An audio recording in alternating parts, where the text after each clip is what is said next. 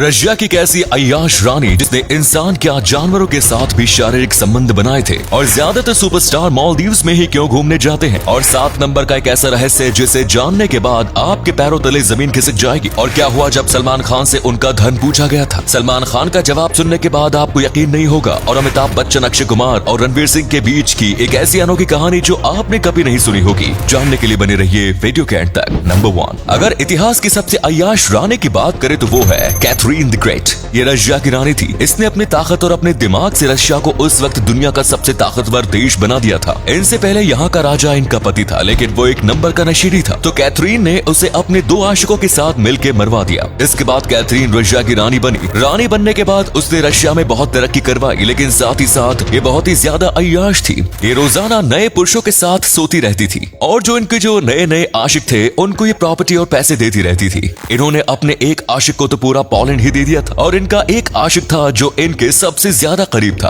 और यही तय करता था कि आने वाली रात कैथरीन किसके साथ सोएगी। कैथरीन के साथ हमेशा एक लड़की रहती थी जो उनकी खास थी। उस लड़के का काम था कि जो भी मर्द कैथरीन के साथ सोने वाला होता था तो उसे पहले इस लड़की के साथ सोना पड़ता था, और अगर ये उन्हें पास करती थी तो ही वो कैथरीन के साथ सो सकता था। इंसानों को तो ठीक, इन्होंने जानवरों तक को नहीं छोड़ा। माना जाता है कि इनकी मौत घोड़े के साथ गलत तरीके से शारीरिक संबंध बनाने से हुई थी। नंबर 2, दोस्तों 7 नंबर दुनिया में सबसे रहस्यमयी नंबर है। दुनिया में 7 समुद्र होते हैं। हमारा शरीर भी 7 चक्र से मिलकर बनता है। हमारी दुनिया में 7 कॉन्टिनेंट्स हैं, 7 वंडर्स हैं, सारे गामा पा धा नी सा, ये भी 7 सुर होते हैं। महेंद्र सिंह धोनी और रोनाल्डो की जर्सी का नंबर भी 7 है। और ये सब तो कुछ भी नहीं, इंडिया में हिंदू धर्म को 7 ऋषियों ने मिलकर बनाया था, जिन्हें सप्त ऋषि कहा जाता है। और साथ में जो क्रिश्चियन धर्म है उसे 7 चर्चेस ने मिलकर बनाया था। इन सब को छोड़ दे तो भी कई सारी इंपॉर्टेंट चीज 7 से ही होती है, जैसे कि एक हफ्ते में 7 दिन होते हैं, शादी में 7 फेरे लिए जाते हैं, यानी 7 वचन लिए जाते हैं, वो भी 7 जन्म तक निभाने के लिए। और साथ में ये भी माना जाता है कि दुनिया में हम जैसे 7 हम शक्ल होते हैं। अगर 7 की मिस्ट्री पर बात करने जाए तो वीडियो शायद कभी खत्म ना हो, तो है ना 7 सबसे mysterious number. Number 3, Akshay Kumar जब 12 या 13 साल के थे तब वो अपने माता पिता के साथ कश्मीर घूमने गए थे। वहाँ पर अमिताभ बच्चन जी की फिल्म की शूटिंग हो रही थी। अक्षय कुमार अमिताभ बच्चन के बहुत बड़े फैन थे, इसीलिए वहाँ पर ऑटोग्राफ लेने गए। अमिताभ बच्चन उन्हें ऑटोग्राफ दे रहे थे, पर तभी अक्षय कुमार का ध्यान अमिताभ बच्चन के अंगूरों पर था। अमिताभ बच्चन अंगूर खा रहे थे। इसे देखकर अमिताभ बच्चन ने ऑटोग्राफ के साथ साथ अक्षय कुमार को अंगूर दे दिए। सोचिए आगे जाकर वो बच्चा इतना बड़ा स्टार बन गया। पर कहानी यही खत्म नहीं होती। अक्षय कुमार की एक फिल्म की शूटिंग कर रहे थे और तभी एक बच्चा शूटिंग को देखने आया, लेकिन सब उसे डांट कर भगा रहे थे। तभी अक्षय कुमार ने उसे बुलाया और उसके साथ सेल्फी खिंचवाई, और वो बच्चा कोई और नहीं बल्कि रणवीर सिंह है।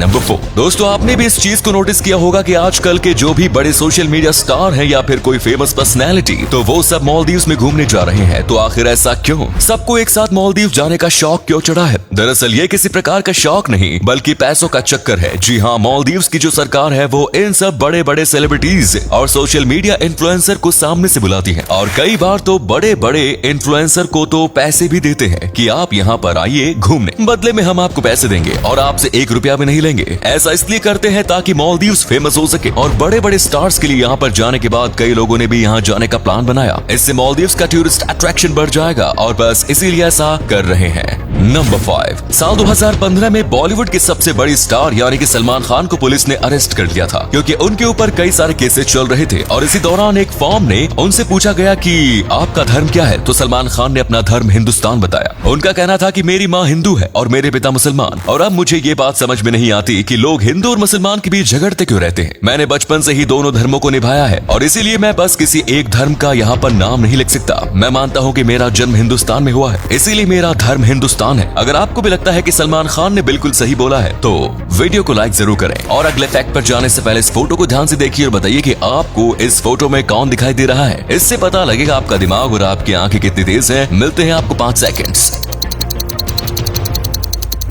नंबर 6, दोस्तों चीता जो है ये दुनिया में सबसे तेज भागने वाला जीव है। भले ही ये कुछ सेकंड्स में 100 किलोमीटर प्रति घंटे की रफ्तार पकड़ लेता है, लेकिन ये बस थोड़ी देर के लिए ही होता है। अगर 30 सेकंड से ज्यादा देर तक कोई चीता इतनी तेजी में भागेगा तो वो बेहोश होकर गिर जाएगा, और यहाँ तक कि मर भी सकता है। ऐसा इसलिए होता है क्योंकि चीता की बॉडी बहुत ही ज्यादा हीट हो जाती है। एक चीता 2 सेकंड के अंदर 100 किलोमीटर प्रति घंटे की रफ्तार पकड़ सकता है, और वहीं पर जो नॉर्मल रेस कार होती है वो 4 से 5 सेकंड का समय लगाती है 100 किलोमीटर प्रति घंटे की स्पीड पहुंचने के लिए। इसी बात से अंदाजा लगा सकते हैं कि चीता कितना तेज भागता है।